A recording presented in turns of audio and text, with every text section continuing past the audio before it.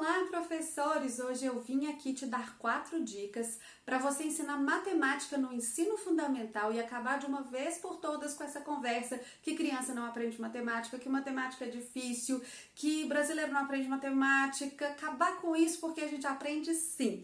Meu nome é Ludmila Lima, eu sou professora, psicopedagoga, dou aula há mais de 13 anos na rede pública do estado de Minas Gerais e esse canal, que hoje tem mais de 340 mil inscritos, começou por causa de dificuldades de matemática dos meus alunos e eu fazia os vídeos para eles assistirem e eles aprendiam. Então, vamos falar sobre essas 4 dicas que são muito objetivas e fundamentais. Antes de falar para você as dicas, eu quero convidar você, que é professor ou professora, a vir estudar comigo no curso de BNCC. É muito mais do que um curso sobre a Base Nacional Comum Curricular. É um curso sobre planejamento assertivo, como desenvolver as habilidades propostas no nosso currículo de uma forma que a criança realmente aprenda, sem sofrimento nem para ela nem para nós, e o curso tá cheinho de materiais muito bons para você. Mas eu vou deixar o link aqui na descrição e vamos falar das nossas 4 dicas. A primeira dica é: toda a matemática do ensino fundamental 1, primeiro ao 5º ano, que é a fase com que eu trabalho, ela é concreta e cotidiana. Tudo que você tem que trabalhar, todas as habilidades que aparecem na BNCC do 1º ao 5º, são habilidades passíveis de serem trabalhadas com situações cotidianas e com material manipulável e concreto. Aí você me diz, Ludmila, mas eles não têm que abstrair? Sim, eles têm que abstrair, né? Vai aumentando o grau de abstração à medida que eles vão se aproximando do 5º ano, se afastando do 1º, mas eles podem partir, nós podemos partir da manipulação e do material concreto.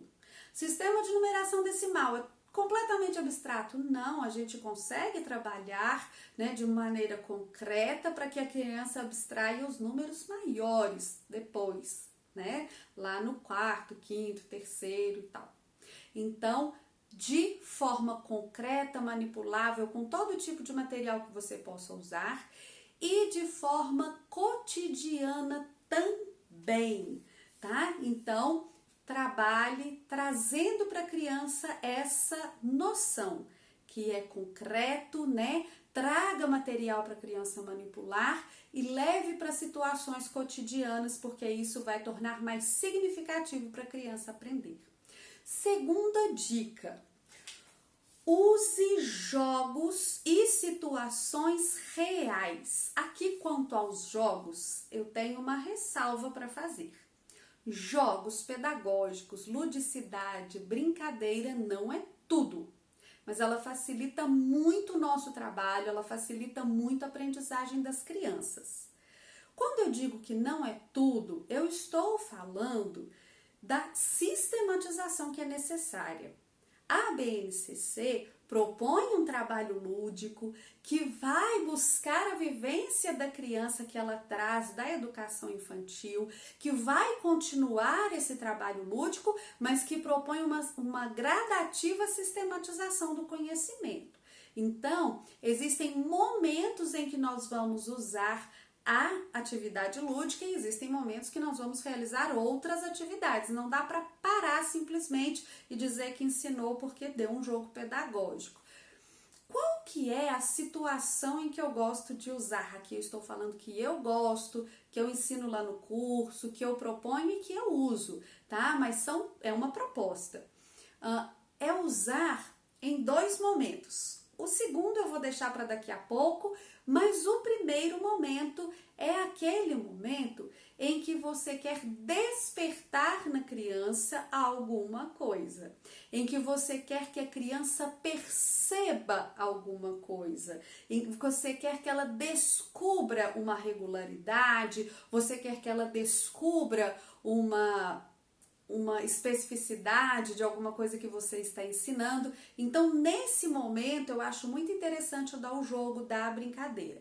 Além de jogos e brincadeiras, é interessante também, ainda faz parte da segunda dica, que você trabalhe situações reais, situações possíveis, situações do cotidiano. Você já faz isso muito bem em língua portuguesa quando trabalha os gêneros textuais. Você trabalha a receita, fazendo um prato, você trabalha o convite, enviando um convite para a família para uma festa junina, você trabalha o bilhete com os recadinhos da agenda, né? Lê com os alunos, observa a estrutura e tudo mais. Então, lá na língua portuguesa você já faz isso. Aqui na matemática também é interessante que isso seja feito. Por exemplo, você quer verificar a divisibilidade de um número, né? Se um número é divisível, da divisão exata, faça grupos na sala, né? Nós temos aqui 30 alunos.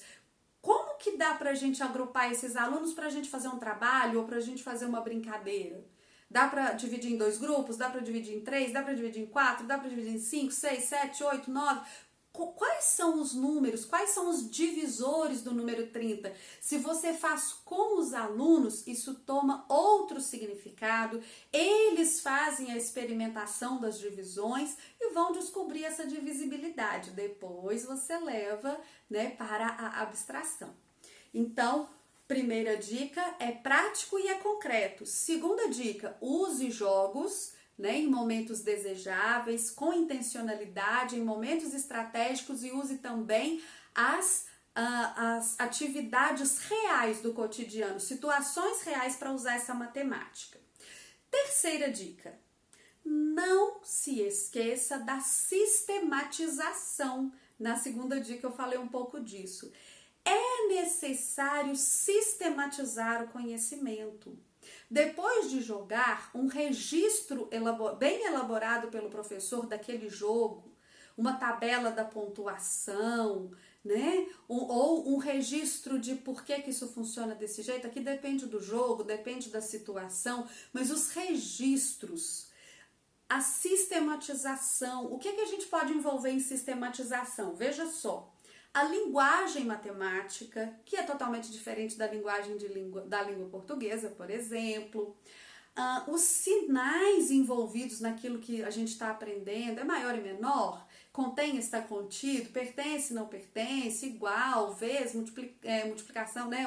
O sinal de multiplicação das operações, subtração, divisão, né? A linguagem que a gente usa, isso tudo é sistematização, isso deve ser anotado, isso deve ser usado pelas crianças para que seja bem aprendido. O sistema de numeração, então existe um sistema, a gente não escreve, né, 0, 1, 2, 3, 4, 5, 6, 7, 8, 9, depois a gente usa o 10 porque alguém resolveu que era o 1 e o 0, o 1 e o 1, não é aleatório, tem um porquê de o 10 ser o 1 e o 0, de porquê o 11 ser o 1 e o 1, o 21 ser o 2 e o 1, né? Quando você ensina o sistema de numeração, isso faz mais sentido para a criança, essa anotação, esse porquê que o 83 é o 8 e o 3. Podia ser outros algarismos, outros símbolos. Então, quando ele entende o sistema de numeração decimal, ele vai entender o porquê disso, né? Isso é sistematização, é linguagem da matemática, é o sistema matemático. As regularidades.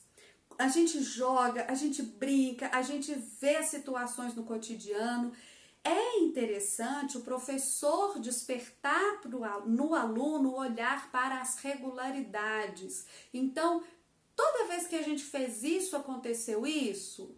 Toda vez que a gente multiplica por 2, o resultado é par. Toda vez que a gente multiplica por 5, o resultado terá final de 0 ou 5.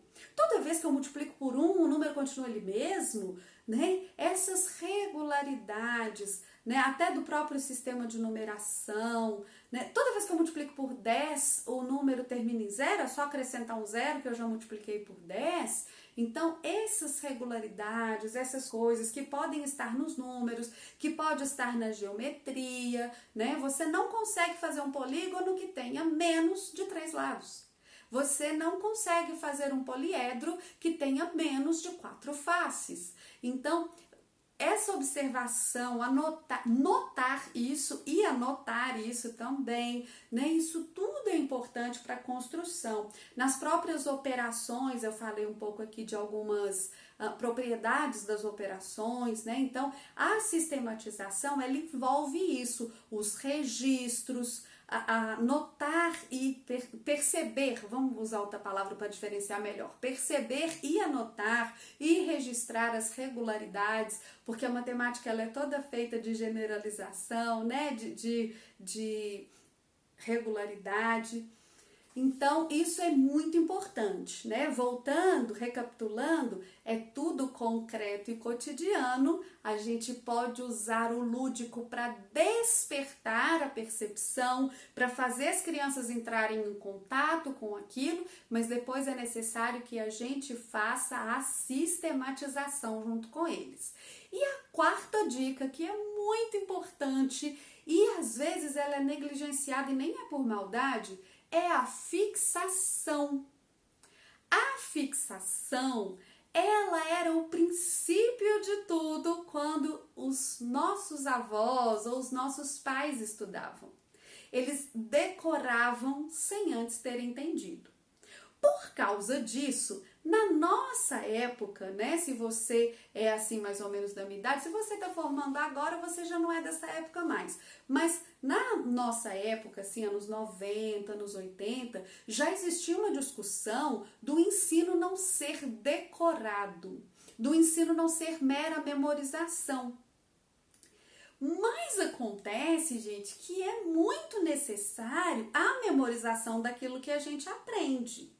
O que estava equivocado na época dos nossos avós era decorar sem ter entendido, porque isso torna muito mais difícil decorar e porque isso também torna meio sem sentido o saber para aquela pessoa. Mas depois da compreensão, nós precisamos fixar aquilo que a gente aprendeu. A gente precisa se lembrar, a memória é uma parte importante da aprendizagem. E como que a gente vai fazer isso? A gente pode promover essa memorização, essa fixação do que foi aprendido, do que foi sistematizado, do que foi vivenciado, através de vários tipos de atividades. Exercícios. Aqueles exercícios que tira xerox e resolve, faz no caderno, é uma opção. Eu espero que não seja a única que você vai usar, mas é uma opção. Fazer falas ritmadas, ler, fazer rimas, fazer paródias de música com as regrinhas que a gente descobriu ali da matemática. Isso também é muito bom. A gente também pode usar, né, jogos como o jogo da memória, como o dominó, o bingo, alguns joguinhos aqui no canal eu até ensino alguns jogos, depois você dá uma procurada ou me pede no Instagram e me fala qual jogo você quer que eu te mando o link, tá? Para trabalhar o quê? Mas a gente pode trabalhar sim aqui, né? Retomando lá, lembra que eu disse que 2 situações eu gosto de usar o lúdico? Então, uma é para despertar na criança a percepção e outra é para fixar. Tem inúmeros jogos para você fixar a tabuada, por exemplo, depois que ela foi compreendida. Tem jogos para você relacionar nomes de formas geométricas. Então, faça isso. Siga essas 4, né? Essas 4 dicas que você vai ver que o seu aluno vai aprender mais matemática e não vai se esquecer daquilo que aprendeu. Primeiro, porque faz sentido para ele, depois porque ele teve uma vivência, sistematizou e aí que veio a fixação e você fez isso muito bem. Eu espero que você tenha gostado, espero principalmente que os seus alunos aprendam muito e com prazer.